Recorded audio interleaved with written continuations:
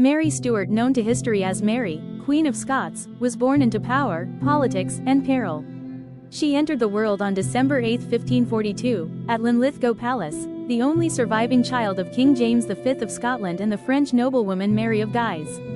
Just 6 days later, her father died, reportedly murmuring that the Stuart line came with a lass and will go with a lass, and the newborn became queen. But what does it mean to become queen before you've even opened your eyes to the world?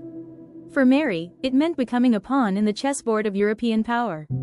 Scotland was torn between Protestant and Catholic forces, and her French mother acted as regent, determined to secure Catholic control through her daughter's rule. To protect both her crown and her future, Mary was betrothed at age 5 to the French Dauphin Francis, and sent across the sea to the glittering French court. There she wasn't just educated like a royal, she was raised like a future empress.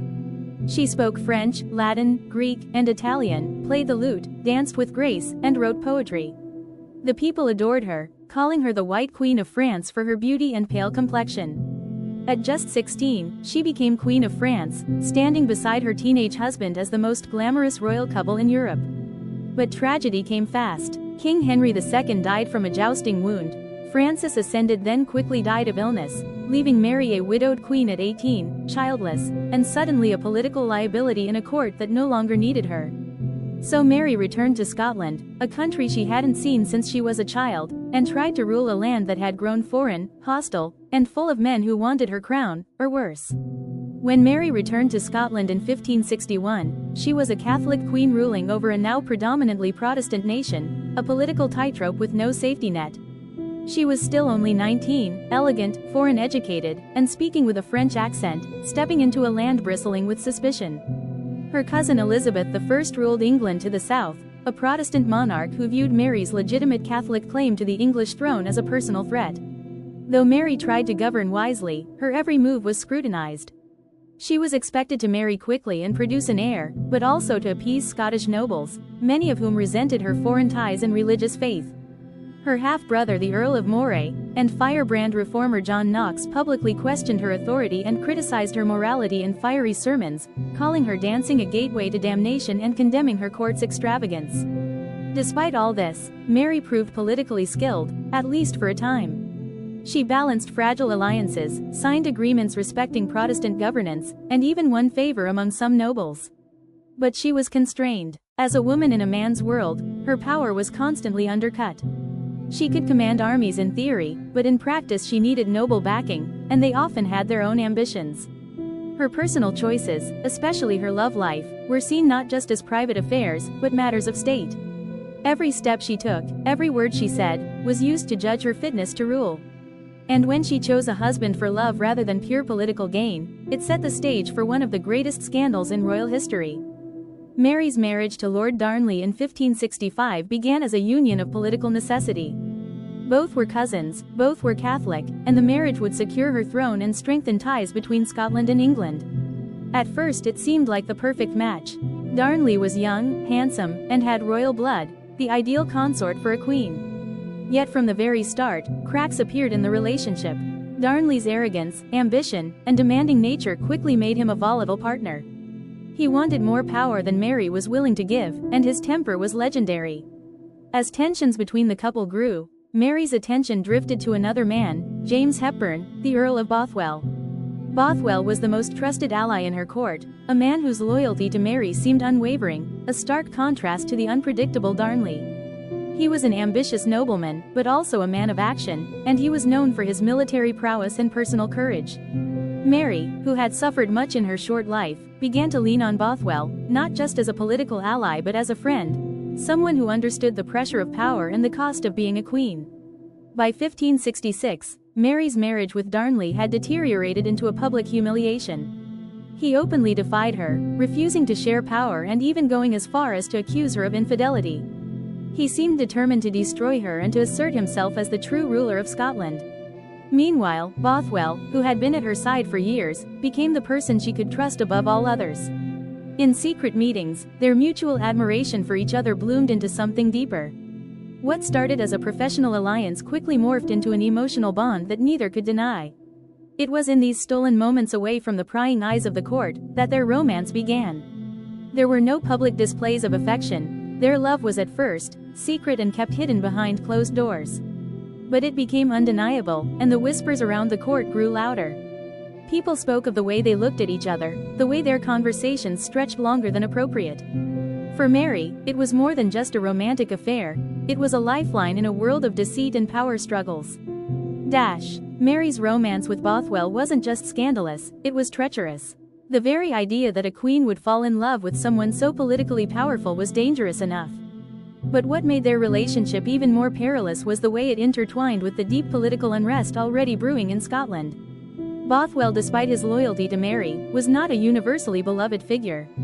He was a powerful nobleman, but he had a reputation for violence and brutality. His rise to power had been marked by ruthlessness, and he made many enemies. Most dangerously, he had a history of conflict with Mary's own nobility, men who were already wary of her decisions and influence. The real danger came when Darnley, Mary's estranged husband, was murdered under mysterious circumstances in 1566. He was found strangled in a house that had been set on fire, an event that rocked Scotland to its core. The question on everyone's lips was, who killed him? The court was filled with accusations, rumors, and suspicion. Though Bothwell was never officially charged, many believed he had orchestrated the murder. After all, Bothwell had the means, the motive, and, crucially, the opportunity. The fact that Mary had stood by him during the investigation, and that she refused to distance herself from him, only deepened suspicions. The real turning point came in 1567, when Bothwell's involvement in Darnley's murder became undeniable to the public. The scandal was too much for Scotland to bear. In a matter of weeks, the political climate shifted violently.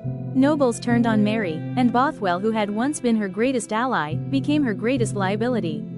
The public outcry was so fierce that Mary's own position as queen was now in jeopardy.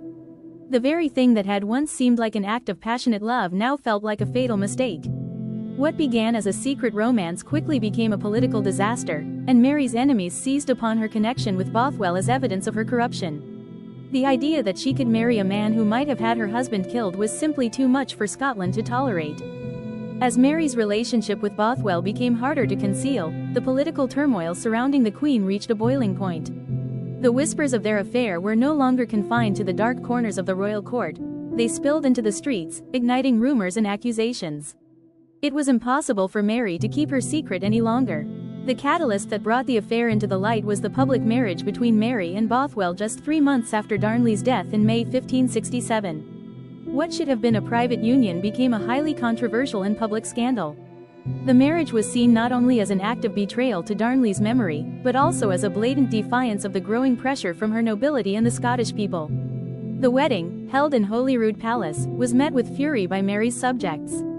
It was a political calculation, one that Mary believed would secure Bothwell's power and solidify her own rule. But the timing was disastrous. Bothwell, still widely suspected of having had a hand in Darnley's murder, was now the husband of the Queen. The marriage fueled even more outrage, and soon a coalition of nobles, led by the Earl of Moray, who was Mary's half-brother, launched a rebellion against her. The Scots, already divided on matters of religion, found the union a bridge too far. What was once a private affair became an open wound, as the people of Scotland could not believe that their queen would marry a man suspected of murder. The very public nature of the wedding forced Mary to choose between loyalty to her love and loyalty to her country, and in choosing Bothwell, she sealed her fate. What began as a secret was now an unavoidable tragedy, and Mary's enemies wasted no time exploiting the scandal to push her from the throne. The consequences of Mary's marriage to Bothwell were swift, severe, and utterly tragic. The political landscape in Scotland shifted almost overnight. As her enemies rallied against her, Mary found herself isolated and vulnerable. The once powerful queen, who had been anointed to rule Scotland, now faced a rebellion that threatened to tear her kingdom apart. Mary's marriage to Bothwell triggered what would become known as the Casket Letters scandal. These letters, supposedly written by Mary herself, were used as evidence to prove that she had not only been involved in her husband's murder but had actively conspired with Bothwell. The letters, which seemed to show Mary's involvement in Darnley's death, were presented as undeniable proof of her guilt. While their authenticity has long been debated by historians, the damage was done. The rumors and accusations turned into a public spectacle, and Mary's reign began to crumble. The political chaos escalated further when the Scottish nobles took action. In June 1567, less than 3 months after her marriage to Bothwell, Mary was forced to abdicate the throne in favor of her 1-year-old son, James VI. Her enemies captured her, and she was imprisoned in Loch Leven Castle, a grim fortress that became the symbol of her downfall. The woman who had once been crowned the Queen of Scots was now a prisoner, her royal power completely stripped away. In the wake of her abdication, Bothwell's fate was sealed as well. He fled to Denmark, but his life was marked by tragedy as he was eventually imprisoned and died in obscurity. Mary's downfall had left Bothwell to face the consequences of his actions alone. Despite her tragic end, Mary, Queen of Scots, left an indelible mark on history. Her life, full of passion, power struggles, and heartache, continues to captivate historians, filmmakers, and audiences alike. She became a symbol of royal vulnerability, illustrating how love, ambition, and political machinations can dramatically shape a monarch's destiny. Although she was dethroned and spent the last years of her life imprisoned in England, Mary's legacy endures, largely due to her son, James VI of Scotland. After Mary's death in 1587, James ascended to the English throne as James I, uniting the crowns of England and Scotland for the first time. This union would have profound effects on the course of British history, influencing everything from politics to religion. Mary's dramatic life story also helped shape the image of the tragic queen in Western culture. Her romantic entanglements, particularly with Bothwell, were woven into the narrative of a woman's passionate love that tragically clashed with her royal duties. This storyline would influence countless works of literature and art, portraying her as both a victim and a villain, a woman whose personal choices led to political consequences. Her legacy, however, is not just one of tragedy but also of resilience. She endured hardship and imprisonment, and yet her name remains synonymous with courage and complexity. Today, she is remembered not just for the scandal that overshadowed her reign, but for the enduring strength she showed as a queen, a mother, and a woman trying to navigate a dangerous, male-dominated world. Mary's story continues to inspire countless works of fiction, from movies to historical novels, cementing her place as one of the most fascinating queens in history. If you were in Mary's shoes, would you have risked everything for love? Share your thoughts in the comments below.